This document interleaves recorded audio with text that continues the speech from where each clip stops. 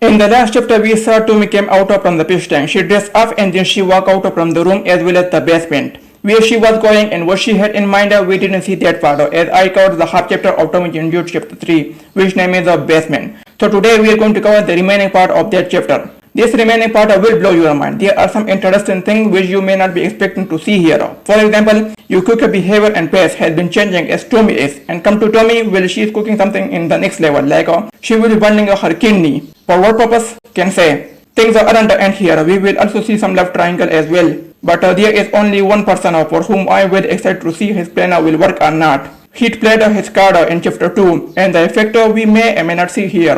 What card he had played, you ask? For that you have to watch the whole video. I'm not going to tell you here. So let's not waste any more time. My name is Mr. Winstorm and you guys are welcome to my channel. Let's start the video. So we can see Tomie had been standing in front of Yukiko's room and then she entered to her room uninvited. Meanwhile, Yukiko was sleeping on her bed. However, she heard a voice of her name. Tomie was calling her. So because of that, she woke up.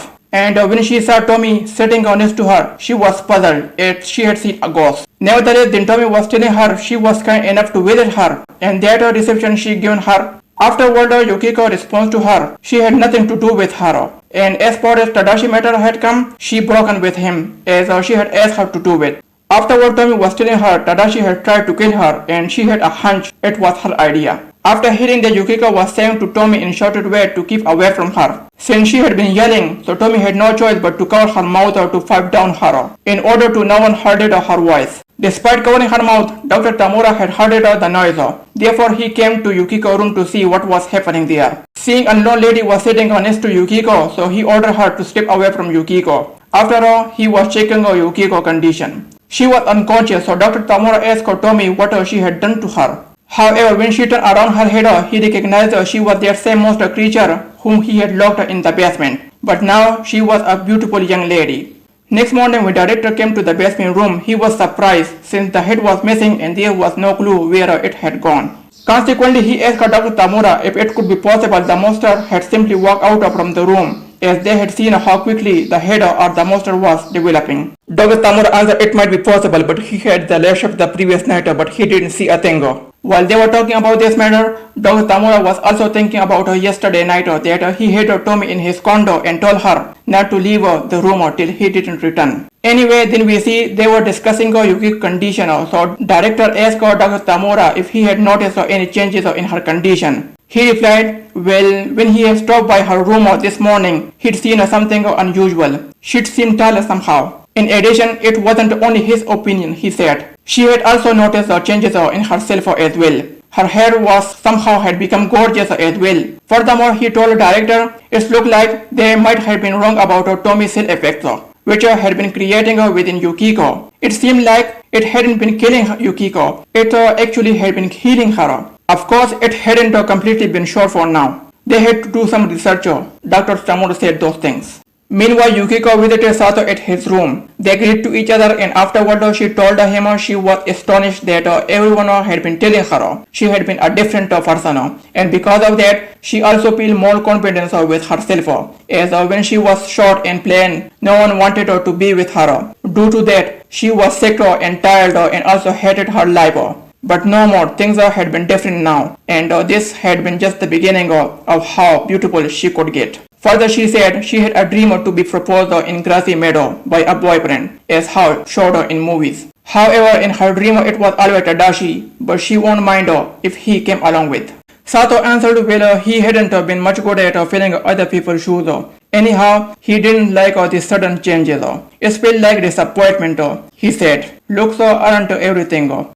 After hearing that awesome speech, then she wanted to know if he was telling her she wasn't good enough for him anymore. She also asked if he was blind or just stupid. At best, he had got the worst test ever, she said. Then she was leaving his room as she was upset, so Sato was trying to stop her. Nevertheless, she walked out. Afterward, he was chasing her to talk to her. So Yukiko yelled on him at a staircase place as she didn't like being followed by him. Meanwhile, he had started appendix pain in his stomach. And yet he still went behind her. However, she was making fun of his appendix pain. She said, serve him good. Anyway, he reached to her room and then he was knocking the door and as well as asking her if she was ready Yukiko. She had been acting like a different person. Then she smiled and left as to what he said about her and as well as told him, a different person? Yeah, that had been the point, hadn't it? She was going to become gorgeous. As this replied, he was saying to her what had been happening to her. The day before she had been gentle, kind and quiet woman, but that woman was no longer here. Therefore she answered him. She had no business with him. The following day, she would be discharged from the hospital and then she was going to track down Tadashi and stay with him forever. However, when she called down, afterwards she was regretting why she had said such horrible thing to him. Besides, when she looked in the mirror, she was astonished. She noticed her face was changed. It was looked like a Tomie face. Meanwhile, Tomie was walking out to one moderator hospital gate to be entered to the hospital.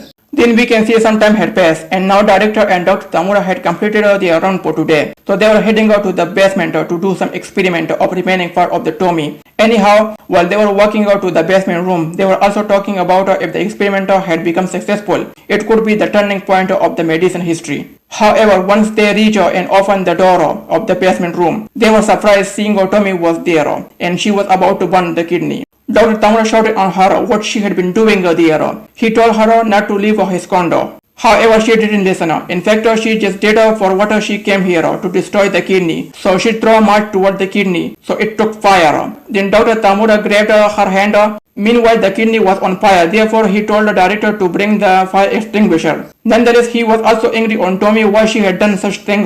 That thing was their research material. It was priceless. And come to director, he had run from the room to bring a fire extinguisher, but it wasn't its place, so he went upstairs to take it from there.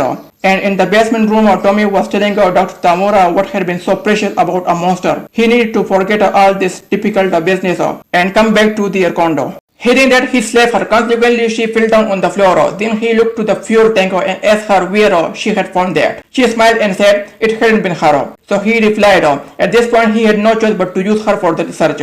Afterward, she was begging him not to use her for the research because she left him. Meanwhile, someone slit the cabinet door. It turns out it was Takagi. So he came out from the cabinet. He wasn't very happy what Tomie had done. They were supposed to study Tomie, but now his whole plan had been fallen apart. However, he had grabbed the fuel tank and meanwhile director had returned with a fire extinguisher and started putting out the fire. In the next panel, we can see Dr. Tamura had killed Tomie by stabbing her in the neck and now he had been cutting her leg. When director noticed Tomie had been died and now Dr. Tamura had been severing the leg of her, that made him worry. Furthermore, when he looked outside the room, someone was there and it came out to the light. It was Takagi. He was spilling petrol on the floor. So when director came out and saw his face, that made him surprised. It was the same person who had given the permission to them to use the victim girl's kidney. Not only that, he had represented himself as her father as well. Anyway, then we can see Takagi had run from the director and which cigarette he had been smoking, he threw it to the petrol to create a fire. So because of that, director was ignited within as well as the whole basement. So because of flames and smoke,